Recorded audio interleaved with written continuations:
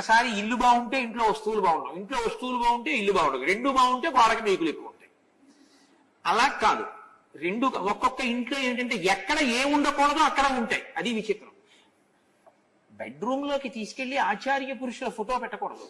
ఆచార్య పురుషుల ఫోటో ఎక్కడ ఉండాలి?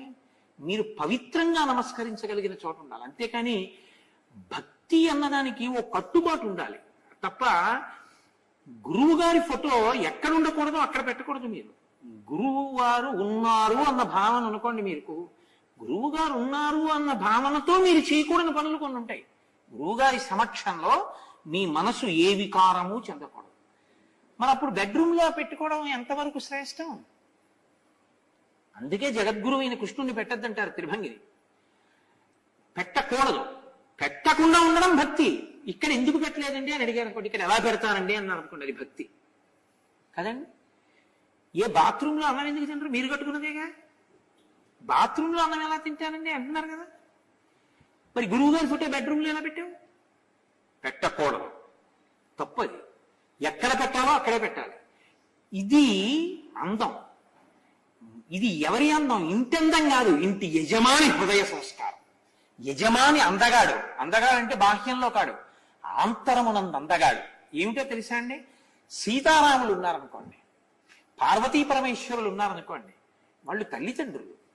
వాళ్ళు తల్లిదండ్రులు కాదండి, కొడుక్కి పెళ్లి చేసి కోడల్ని తీసుకొచ్చేది, కూతురికి పెళ్లి చేసి అల్లుడిని తెచ్చుకునేది.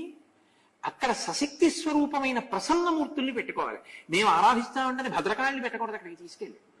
అది పూజా మందిరంలో పెట్టుకోవాలి. ఎందుకంటే అది స్వస్థతతో ఆచమనం చేసి ఉపాసన చేయవలసిన స్వరూపం. గురువుగారు గురువుగారే. గురువుగారి ఫోటో ఎక్కడ ఉండాలో అక్కడ ఉండాలి. అంతేగాని గురువుగారి ఫోటో పెట్టుకున్నాను భక్తి అని చెప్పి పట్టుకెళ్ళి బాత్రూంలో కూడా ఎందుకు పెట్టుకో? అక్కడ కూడా పెట్టుకో. లెట్రిన్లో కూడా పెట్టు గురువుగారి ఫోటో. మరి ఎందుకు పెట్టలేదు? అదేంటంటే గురువుగారి ఫోటో లెట్రిన్లో ఎలా పెట్టావు? బుద్ధి ఉందా నీకు? ఆ ప్రశ్న ఏంటి? బెడ్రూమ్లో ఎలా పెట్టావు? ఇది సంస్కారం. ఈ సంస్కారంతో ఉంటే ఏమవుతుందంటే దేవతలు అనుగ్రహిస్తారు. దేవతానుగ్రహం ఎందుకు కలుగుతుందో తెలుసా అండి? ఏది ఎక్కడ ఉండాలో అక్కడ అది ఉండడం వల్ల. అది పొందాలి ప్రయోజనం, అది పొందడం అద్భుతం. అలా ఉంటే అర్ధనారీశ్వర స్వరూపం ఉందనుకోండి, పార్వతీ పరమేశ్వరుల్లో సగం పార్వతీదేవి సగం పరమేశ్వరుడు కలిసిపోయిన మూర్తి మీకు ఎదురుగుండా ఉందనుకోండి, అది దాంపత్యానికి పరాకాష్ఠ. మీలో సగం మీ భార్య అయిపోయింది. అది ఎక్కడన్నా పెట్టండి, ఇబ్బంది లేదు. అసలు కొన్ని చోట్ల ఏ ఈశ్వరమూర్తి పెట్టం, మన ఇంట్లో గదులైనా. అవునా కాదా? ఎందుకని? ఫోటో కాదండి, అది ఆయనే కదా. నమస్కారం పెడుతున్నారుగా. మీరు నమస్కారం పెడుతుంటే మా గురువు గారు మా ఈశ్వర స్వరూపము అంటే దానికి తగిన స్వరూపాన్ని అక్కడ పెట్టాలి కదండి. కాబట్టి ఇది తెలుసుకోవడం, ఇంటిని అందంగా పెట్టుకోవడం. అందుకే ఇల్లు బాగుంటే ఇంట్లో వస్తువులు పెట్టవలసిన రీతిలో పెట్టడం. ఇంట్లో ఉండవలసిన రీతిలో వస్తువులు ఉంటే ఇల్లు బాగుండదు. రెండు పరస్పర విరుద్ధంగా ఉంటాయి. రెండు బాగుంటే చాలా గొప్ప విషయం. చక్కగా అన్ని రకాలైనటువంటివి, అంటే ఇల్లు అంటే కేవలం ఇల్లు కాదు, ధనము, బంగారము, వస్తువు, వాహనములు అన్నిటితోటి ఆ ఇల్లు అంత అందంగా ఉంది. పూజ చేసుకుందాం, మారేడు చెట్టు ఉంది. శనివారం వచ్చిన వెంకటేశ్వర ఆరాధన, చక్కగా తులసి వనం ఉంది. అమ్మవారికి పూజ చేసుకోవాలి, ఎర్రటి పూలు ఉన్నాయి. చక్కగా ఏదో ఇంట్లో శుభకార్యం కోసుకోవడానికి ఒక గోరింటాకు చెట్టు ఉంది.